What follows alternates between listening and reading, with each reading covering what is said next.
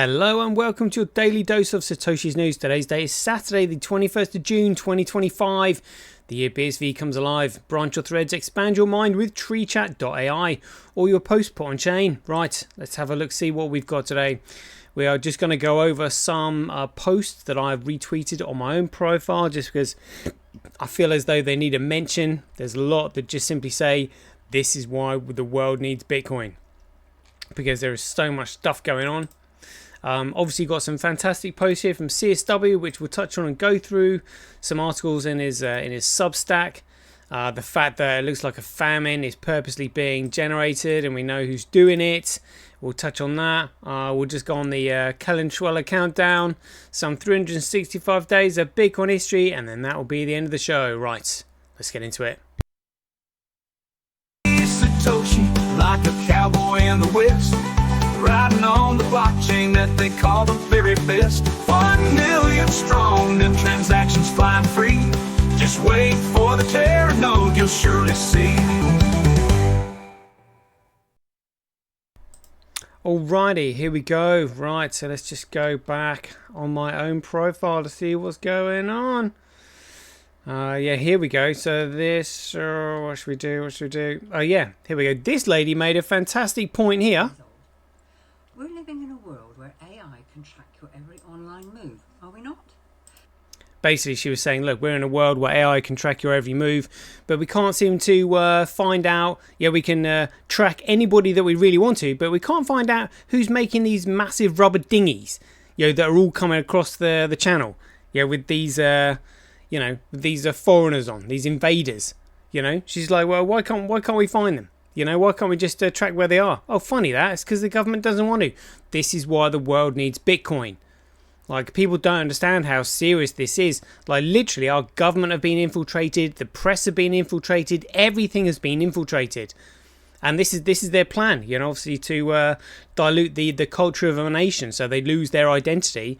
And then nobody really wants to fight and they can just simply impose their will on us. That's pretty much it. So she made a really good point there, which is why I reposted that.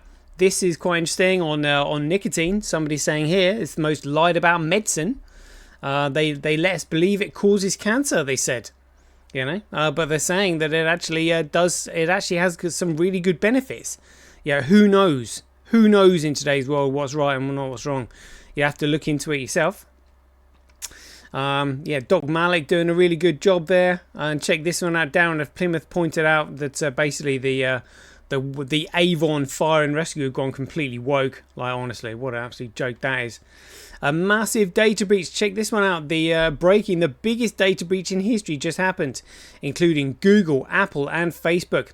Interesting timing that a former CIA hacker just warned us about this. It's all planned. It's all planned. There's more questions here.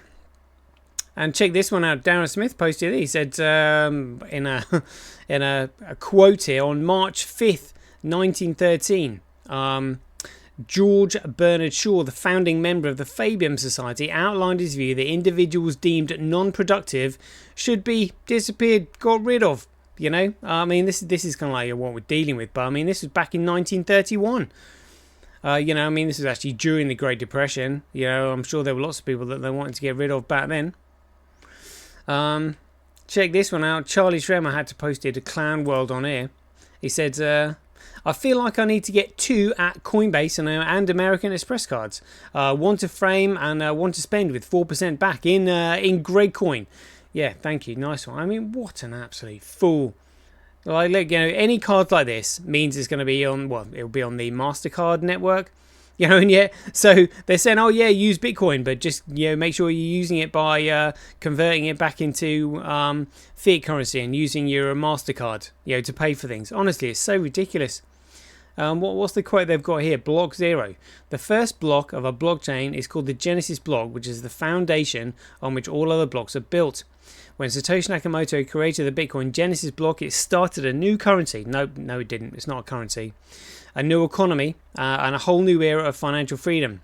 Now that you have this card, what will you build? Nothing, because it's a MasterCard, honestly, or an Amex card. Like, what a joke.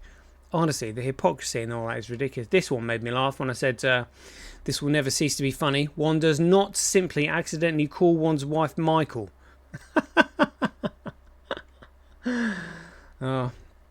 And Montgomery Tom's doing a really good job here, warning people about these supposedly Amazon Fresh stores, which is just basically a surveillance stores. But again, I mean, he's bringing warning to people, telling people about it, but it doesn't really understand that it's all economic, mate. You can't stop them. The reason they can do all this is because they have an unlimited amount of economic power. So good on you for trying to, bring attention to people, but people are so asleep these days. They just don't want to know. Not till it's too late. Look at all these people just like shopping in complete ignorance. Like, absolutely nuts. Katie Hopkins also saying that the evidence of excess deaths are being erased by changing the way they're counted. And again, I said this is why the world needs Bitcoin, so that they can't simply discount counts.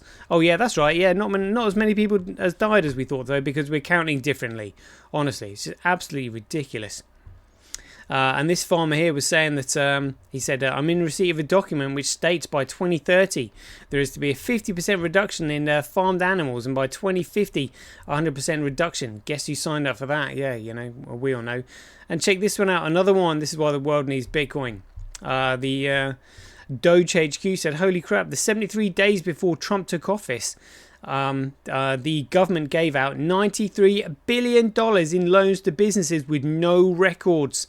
This is over twice as much given out in the last 15 years. Senator Kennedy wonders, how is this even possible? Absolutely mind-blowing. Well, this is just the level of corruption. I mean, where did they get $93 billion from? Like, in 73 days. That's more than $1 billion a day. That's more than like Tether prints. Tether print. We used to see Tether printing like $1 billion a day, and this is more than that. And it like liquid like dollars in loans to businesses with no records.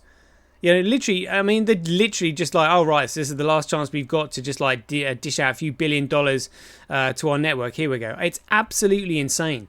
Absolutely insane. I mean, these senators that are questioning them, you've got to think they're in on it as well, because I mean they're questioning how is that even possible? Well, it's corruption, mate. It's just ridiculous. And again, another one. This is why the world needs Bitcoin. Rachel Reeves won't let others check her numbers.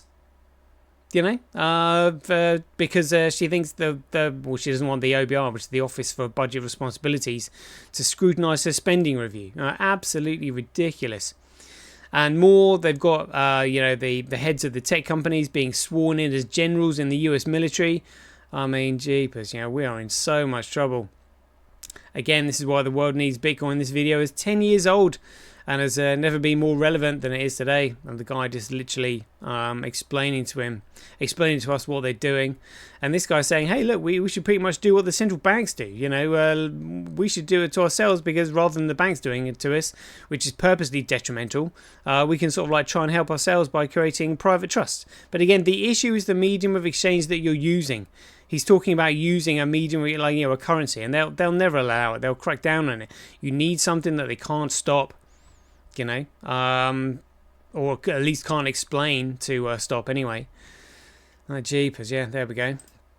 Right, let's get on to some of CSW's posts here. So he said here, you'd think a man in crypto since before 2017 slinging warnings like a digital Cassandra about Tether would have stacked enough chips by now not to need a corporate leash. But here we are watching sellout ship dressed up as thought leadership, nodding for the camera as the very scam they once flagged signs the check. Turns out conviction costs less than a Tether audit, non-existent and suspiciously well funded. And that was in response to Jacob King saying here, all Bitcoin maxis know deep down that Tether is the greatest scam in history. Pompilano used to call it out, but now Tether is one of the biggest investors in his podcast and fund. Tether is buying out the crypto voices to deceive the public.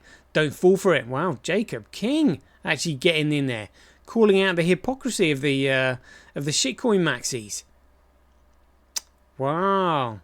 So this was Pompilano calling out Tether in 2017, and now Tether signs his own checks because he's been losing it because he's been trading. dirty traders.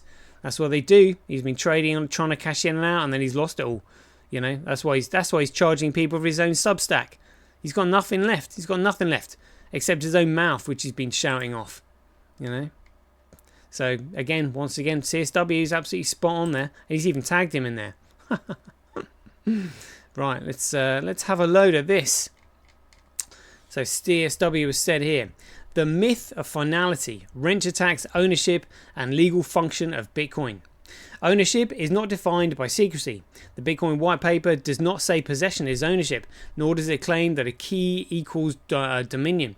It defines ownership in terms of control. Control evidenced by digital signatures, yes, but implicitly within a legal system that presupposes the individual is free to sign without coercion. A signature under duress is not valid. A key used while a wrench is pressed against your temple does not constitute lawful transfer.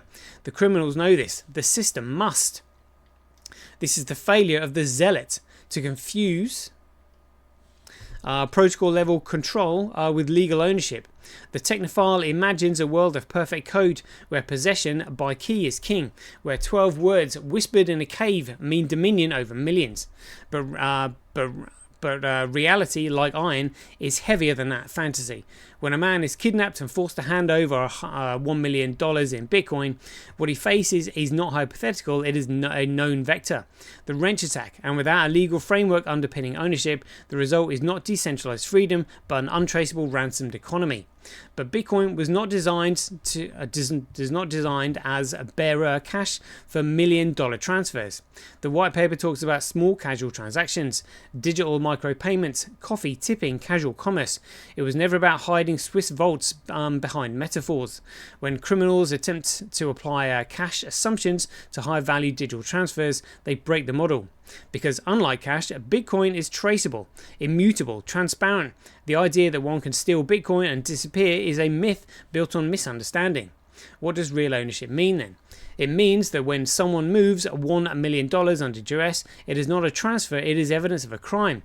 And in a properly regulated and mature Bitcoin ecosystem, that theft is reversible.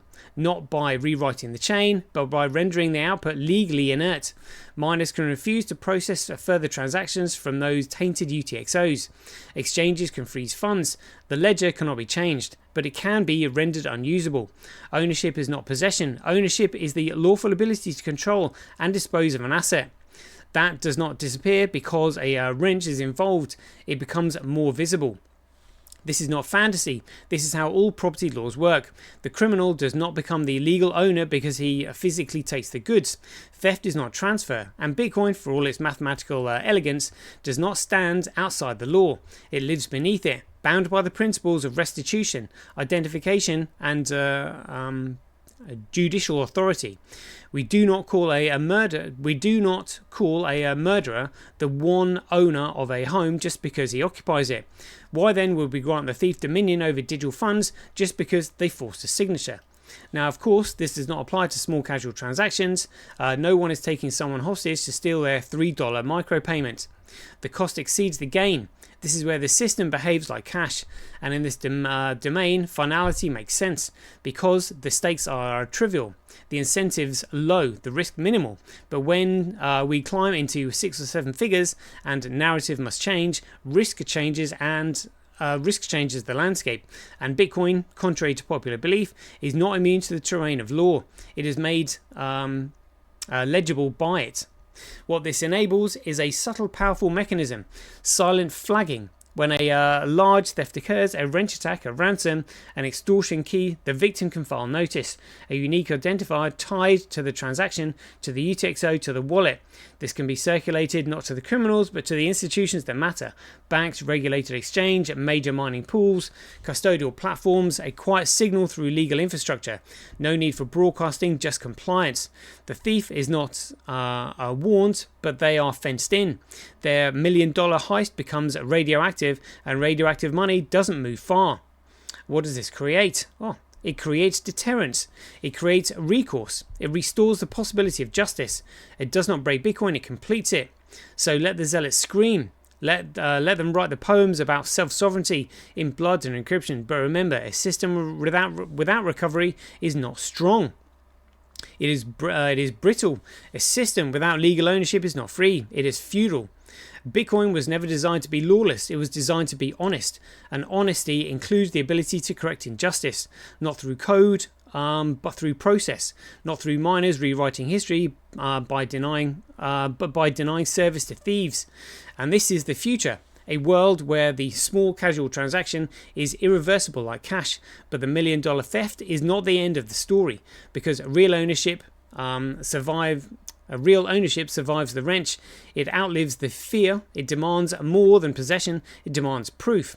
And the law can deliver that. Not always fast, not always perfect, but it exists. And because it exists, Bitcoin becomes more than just a machine. It becomes money, real money, the kind that doesn't vanish when your door is kicked in, the kind you can reclaim.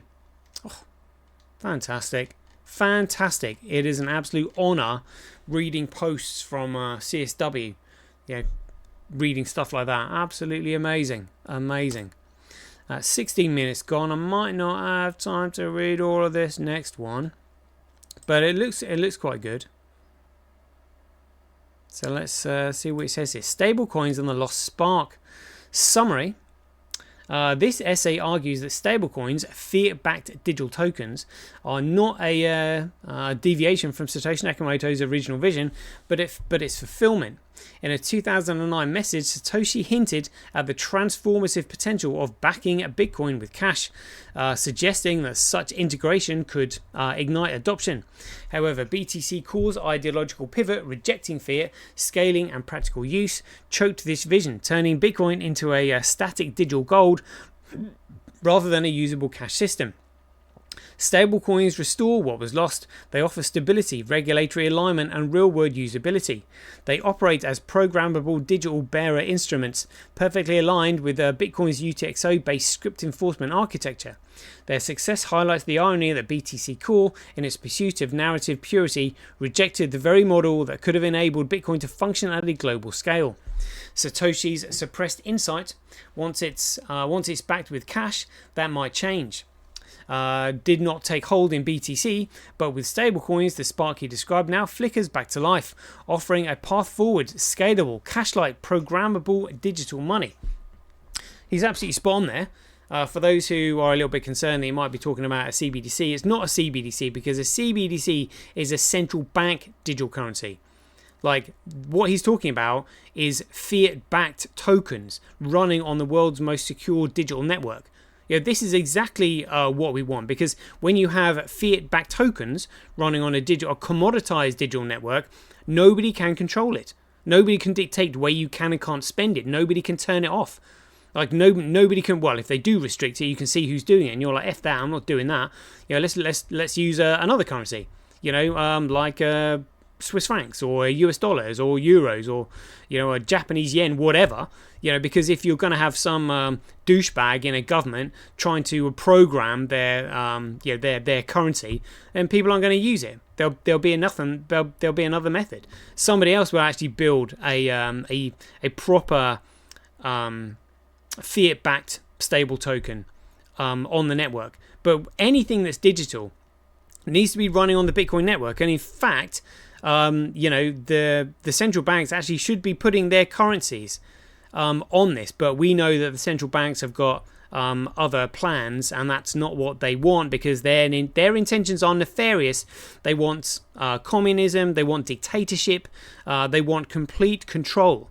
They're all part of the Communist Manifesto, and so they can't have anything that's communist running on a commoditized network, which is why they're not going to use it, which just simply proves that they are indeed nefarious. So, calling their own bluff, like, you want to be a good bank, do you? All right, well, here we've got a digital network where transactions can't be cracked, hacked, altered, changed, or deleted, and you can send $1 million as fast and as efficient as light, securely around the world for a fraction of a cent, whereas you're taking days and you take commission every time. You're stifling economic progress. So if you didn't want to stifle economic progress, you would use the Bitcoin network. But instead, what they've done, they've created their own. They've even gone to the length of stealing the market ticker symbol BTC, told people that you're not meant to use it, digital dog shit, store of crap.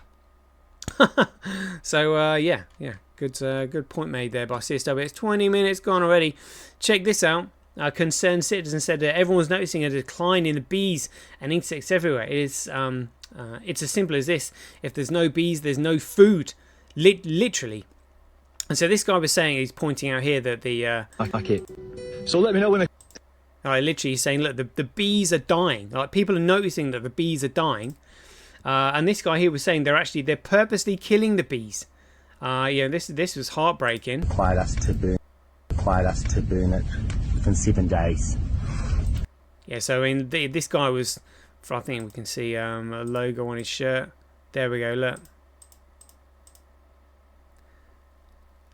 So it's like springberry honey. And literally they've been told to burn all his hives. Yeah, absolutely outrageous. They're going to pour 250 millilitres of petrol in each one of our hives, or There was nothing, no disease in these boxes. 17 of them. There we go. That's what's happening, and it's all to create a famine, just like they did here. So if we check this out, if we look at the Great Leap Forward, look at this. So the Great Leap Forward was an industrialization campaign with China from 1958 to 1962, led by the Chinese Communist Party.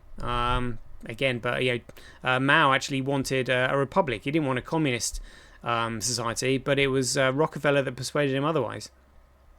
So the party chairman, Mao Zedong, launched the campaign to transform the country from an agrarian society into an industrialized society through the formation of people's communes. The Great Leap Forward is estimated to have led to between 15 and 55 million deaths in mainland China during the 1959 to 1961 Great Chinese Famine. It caused making the largest or second largest famine in human history, and all made by human error. And now we know it wasn't error, because here we've got Chairman Mao meeting with Rockefeller and Henry Kissinger. Look, and this is what they've said. The social experiment in China under Chairman Mao's leadership is one of the most important and successful in human history. Well, that's because the model that they've got for China is what they want for the rest of the world. And this is what they did. Oops, sorry, yeah, we just happened to get rid of so there were so many people, we're not actually sure, between 15 and 55 million. Oops, sorry about that. All right, and now we've got this lot, getting rid of the beehives, and killing the bees. So we know exactly what's coming if we don't do anything about it. This is why we need Bitcoin, because it's all manufactured through economics and their control of the banking system and their influence, because all legal and political influence stem from economic power. That's right, it's coming, people. And check this one out. So again, another one. So this Holodomor, when between 16 and 20 million Ukrainians starved to death between 1920 and 1933. And again, the Roaring Twenties was when the economy in the US was absolutely booming before the Great Depression in 1929, which again they this lot perpetrated. So here we've got some comments on it saying all organisers of this event are dead. There's no point in looking into this. And that was from Alexandra Friedman. And as somebody else had also said, but one thing that you need to be sensitive about is not to link this with the other one. Be careful that it's not linked as your G side and our G side, because that would be counterproductive. So again, what they're saying is, it's counterproductive because it doesn't matter when it happens to anybody else. It only happens when it matters to us. Is basically, that's what they're saying. There's them and us. You lot can get lost. And but by the way, if you do anything to us, it's the worst thing in the world. Yeah, but we're going to do it to you. I mean, this is what's coming. This is what's coming, which is why this Kellenschweller countdown is important. We've got 89 days, according to my own estimations. So that'll be ticked off today, and we'll be on day 88 tomorrow. Let's have a look at some 365 days of Bitcoin history. The 21st of June 2025. On the 21st of June here. Oh, I haven't got a date on this one. This is when Satoshi Nakamoto said, lost coins only make everyone else's coins worth slightly more. Think of it as a donation to everybody. That's in the Satoshi Nakamoto Institute. 2010 is when he said that. So when somebody loses their coin, just think of it as a donation because they make it more scarce.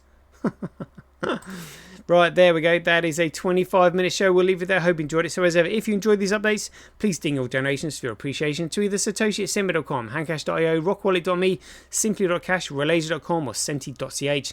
We'll leave it there. Hope you enjoyed it. And as ever, be aware, take care, stay safe out there, and we'll see you in the next one. 2 years ago, you got SegWit, which we lied and cheated and stealed, and I was part of the lying and cheating and stealing to get SegWit, to get Lightning, which, by the way, had critical vulnerabilities and lost people's money. The king still has one more move.